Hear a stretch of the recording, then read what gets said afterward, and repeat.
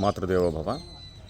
పొద్దున్నే ఇవాళ విదేశాల నుంచి ఒక క్లయింట్ ఫోన్ చేసి, సార్ ఇంటర్నెట్లో చూసాము, మా అబ్బాయి విద్యాపరంగా బాగా అభివృద్ధి చెందడానికి గురుబలం కావాలి అన్నారు. సో ఆ గురుబలం పొందడానికి ఏమేం చేయాలని అడిగారు.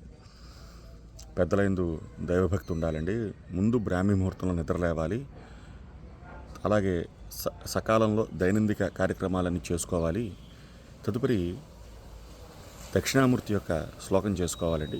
మెయిన్గా భక్తితో కూడినటువంటి, ఎప్పుడూ కూడా అదే సద్భావంతో అదే ప్రపత్తితో తను నడవాలండి అని చెప్పాను. ఈలోపు ఆ బాబుతో కూడా మాట్లాడిచ్చారు. ఆ బాబు ఫస్ట్ విష్ చేయటమే హలో హే వాట్సాప్ అన్నాడు. నవ్వు వచ్చింది.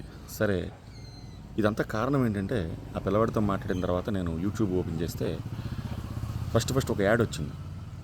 ఏ మామ నీకు ముందే చెబుతున్నాను, జుట్టు రాలిపోతే అంటూ యాడ్.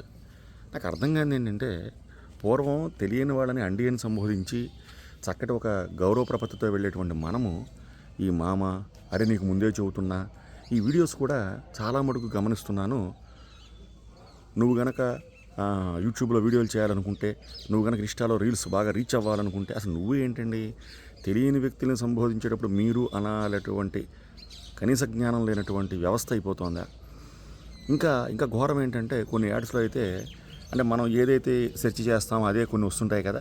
ఇవాళ కాసేపు దాని గురించి చూస్తే ఏంటి పరిస్థితి ఎలా ఉందని, కొన్నిట్లో అయితే ఏ బామ్మరిది, ఏ మామ, ఏంటండి సంబోధన ఎంత వల్గర్గా ఉంది. ఆ పిలుపులు తప్పు కాదు, ఆ పిలుపులు ఎక్కడ పిలవాలో ఎవరిని పిలవాలో అది తెలుసుకోకపోవటం తప్పు.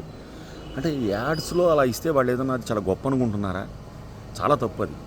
ఇప్పుడు పిల్లలకి ఇవి మనసులో తెలియని ముద్రలు వేసేస్తాయి. ఇప్పుడు కూడా 100 విషయాలు చెప్పిన దానికంటే ఒక దృశ్యం మనిషిని బాగా ఆకట్టుకుంటుంది. అందుకనే దేవాలయాలకు వెళ్ళినప్పుడు శుచి శుభ్రతతో వెళ్తే వాటి మీద ఉన్నటువంటి అందమైన శిల్ప ఆకృతులు, అలాగే కొన్ని జ్ఞాన సంబంధమైనవి, కొన్ని విశేషమైనటువంటి ఆ దేవతామూర్తుల యొక్క విగ్రహాలు, దశావతారాలు ఇత్యాదులన్నీ కూడా మనుషుల్ని ఆలోచింప చేయటానికి శిల్పంతో చెక్కారు.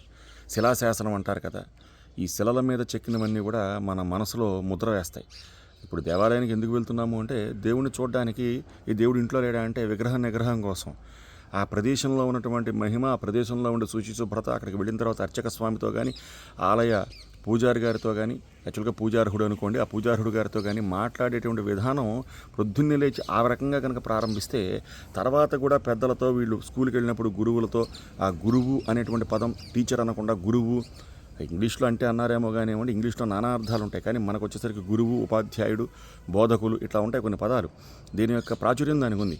అలా గురువు గారి యొక్క ఆయన సంబోధించేటువంటి మాస్టర్ అండి, గురువు గారండి, ఇట్లా ఈ అండి అనే శబ్దం అది దేవతామూర్తిని నమః అని ఎలా అంటామో పెద్దలని అండి అంటాం కూడా అలాంటిదే. కాబట్టి చిన్న పిల్లల దగ్గర నుంచే పెద్దల యందు గౌరవ ప్రపత్తులు నేర్పిస్తే ఖచ్చితంగా వీళ్ళ జాతకంలో గురుబలం ఆటోమేటిక్గా పెరుగుతుంది. అంతేగానివ్వండి ఎన్నో విశేష జపాలు, హోమాలు, యజ్ఞాలు ఇవన్నీ సెకండరీ. ఫస్ట్ మన యొక్క నైతిక ప్రవర్తన మనల్ని తీర్చిదిద్దుతుంది. ధన్యవాదాలు.